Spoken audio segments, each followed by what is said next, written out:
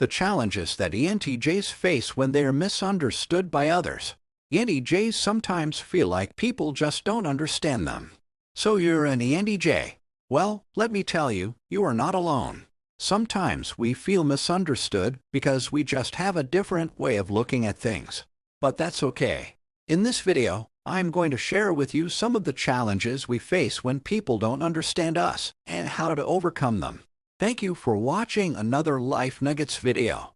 If you are enjoying our content, please subscribe and hit that notification bell. ENTJs are driven and forward-thinking individuals who like to be in charge of their destiny. Unfortunately, these positive traits can lead to negative stereotypes like being labeled as domineering or arrogant when they do not deserve it. To make matters worse, those misrepresentations can have a compounding effect leading to serious challenges for ENTJs. Once someone has defined an ENTJ with a certain perception based on misunderstanding, it can be difficult for them to regain respect and recognition from the same person. They may find themselves having to constantly explain why their beliefs and intentions were misinterpreted before anyone will take them seriously again. The resulting lack of trust and resistance to change creates real obstacles that ENTJs must learn how to navigate if they want to succeed. We're often accused of being arrogant or bossy when we're really just trying to be efficient and clear-headed. As ENTJs, we often come off as authoritative and demanding, sometimes too demanding. We can be guilty of being very direct in our communication, which can easily translate to arrogance. But in most cases, what we actually want is clarity. The clearest possible message within the shortest amount of time. Our ambition and decisiveness often gets misconstrued as bossiness or dismissiveness, while really all we care about is making sure everyone leaves the conversation with a mutual understanding of where the project stands. So when you catch us barking orders and making complicated presentations, rest assured it's only because we're striving for success, not power. Our blunt honesty can sometimes be misinterpreted as rudeness. Entrepreneurial spirit and enthusiasm come so naturally to those assigned the ENTJ personality type that they can sometimes forget just how blunt they can be when speaking.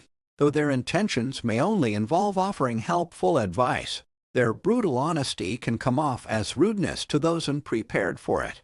With limited patience for nonsensical banter and small talk, encountering someone who simply isn't listening can often turn an ENTJ's helpfulness into harshness, a crude or unkind comment masquerading as a well-intended suggestion. This is not to say that the ENTJ personality should shy away from this strength of theirs, but rather emphasize their intentions through extra consideration when conversing with others. Just because you find the truth difficult to hear doesn't mean it has to be said in a hurtful way. We have a strong need for independence and autonomy, which can make us seem uncooperative or inflexible. As an ENTJ, I love to have my freedom in all senses of the word. From saying no to requests that don't make sense or fit with my values, to refusing to comply with rules or structures that hinder creativity and autonomy, I like having control over my life. I certainly don't mean to seem uncooperative or inflexible, but my stubborn streak is a defining feature of my personality type, and it's something I struggle with day to day.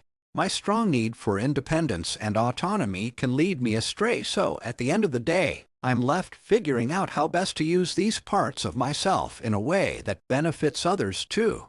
It's not easy being an ENTJ sometimes, but hey, it definitely keeps life interesting.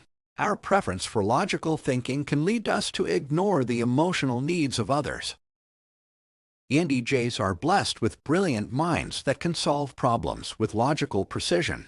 However, this predisposition towards analytical thinking can sometimes cause ENTJs to ignore the feelings of those around them. Without taking into account the emotional needs of others, we can make decisions and take actions that lack empathy and result in hurt feelings at best, or damaged relationships at worst.